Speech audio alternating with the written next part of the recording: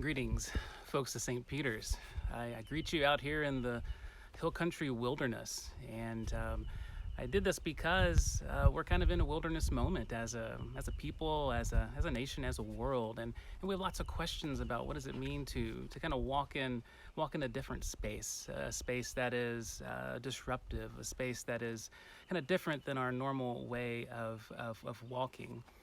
This coming Sunday, we have the reading of the man who was healed by Jesus, the blind man who was healed by Jesus making some mud, putting it on his eyes. The interesting aspect of that story is that Jesus heals this man on the Sabbath. And that is very central to the story, that Jesus does this healing on the Sabbath. And I wonder if in this wilderness time, that is a word that we're being invited to reclaim in special ways, in hill country ways, in ways that are renewing for our family and for us individually and for our congregation and our community. I love this little book by Abraham Heschel called The Sabbath, and he says this about the Sabbath.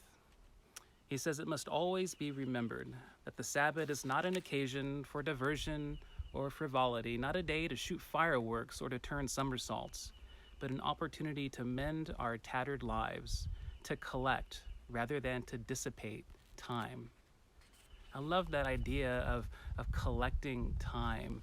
And as we put out resources for worship, for growing in faith in this time when we can't really gather in person, I hope they are resources that invite you to collect time with your family, to collect time maybe out in nature, in these sacred spaces where family and God and world intersect in beautiful ways.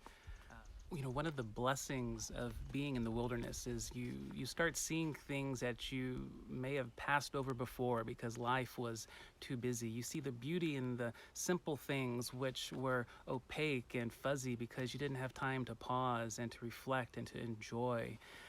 Sometimes you realize that in the wilderness you're not alone, that there have been other people there, that there are other people in the wilderness with us at the same time, that there's these signs and these tangible reminders that others are with us, that God is with us in this time. And so as you walk through this wilderness time, as we walk through this wilderness time together, I invite you to be bold in reclaiming Sabbath, reclaiming not just rest from work or stopping to do things, but rest that renews one's life, rest that reconnects you to each other, that connects you to family and friends, that reconnects you to our God, who loves us enough to create this wonderful creation that we're in, which is both wilderness and both comforting and challenging, but it is the world that God has given us to love and to enjoy and to share. So good folks of St. Peter's, find ways to reclaim Sabbath in this wilderness moment that we've been given.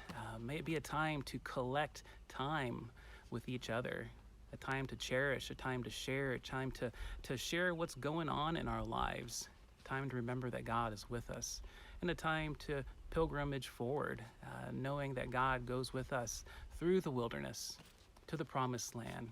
God is always with us. God is always with you this day and always.